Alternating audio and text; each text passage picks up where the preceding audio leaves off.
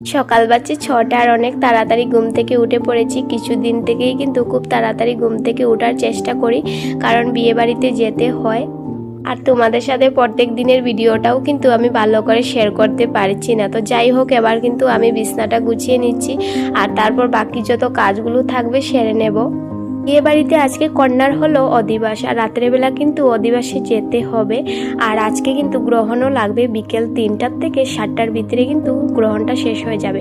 তাই কাজকর্মগুলো খুব তাড়াতাড়ি কিন্তু গুছিয়ে নিচ্ছি।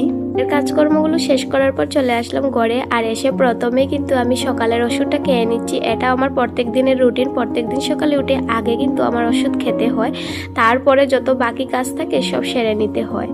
দিন থেকে কিন্তু নিজেকে একটুখানিও সময় দিতে পারছি না, কাজকর্মের ব্যস্ততার মধ্যে কিন্তু বিয়ে বাড়িতেও যেতে হয়। আমার বরকে যে বলবো যে ঘরের কাজে আমাকে একটুখানি হেল্প করে দেবেন, এরকম কিন্তু আমি বলতে পারি না। কারণ হচ্ছে আমার বর ঘরের কাজে একদমই ভালো পান না, তো আমার নিজেকেই সবকিছু একাই করতে হয়। এরা কিন্তু মেয়েদেরকে কখনো বুঝতেই পারে না। ছেলেরা কিন্তু একটি কাজে ঘর থেকে বেরিয়ে যান, কিন্তু মেয়েদের সকালে ওঠার পর ঘুম থেকে অনেক কাজ থাকে, অনেক দায়িত্ব থাকে।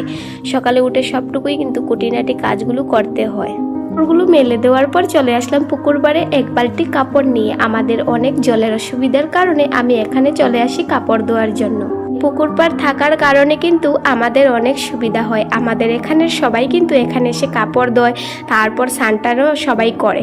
তো স্নানটা সেরে এসে এবার আমি কিন্তু চলে আসলাম ঘরে। এসে কিন্তু আমি দুপুরের রান্নাটা বসিয়ে নিয়েছি। প্রথমে ভাতটা বানিয়ে নিয়েছি, তারপর ডালটাও করে নিয়েছি। এবার বেগুনটাকে ছোট ছোট করে কেটে নিয়ে ভাজিটাও করে নিয়েছি। এবার কিন্তু আমি আর আমার বর খাওয়া দাওয়াটাও শেষ করে নেব। বর যখন এসেছিলেন বাড়িতে তখন কিন্তু আমার জন্য এই সবুজ বালতিটা নিয়ে এসেছেন, খুব দরকারি একটি বালতি। আর এনেছেন পিলার দিয়ে কিন্তু সবজি কাটা যাবে। এনেছেন গ্যাসের চুলার জন্য লাইটার, খুব দরকারি জিনিসগুলো এনেছেন। আমার খুব বেশি পছন্দ হয়েছে, আর পিলার দিয়ে কিন্তু আমি সবজিগুলো খুব আরামে কাটতে পারবো।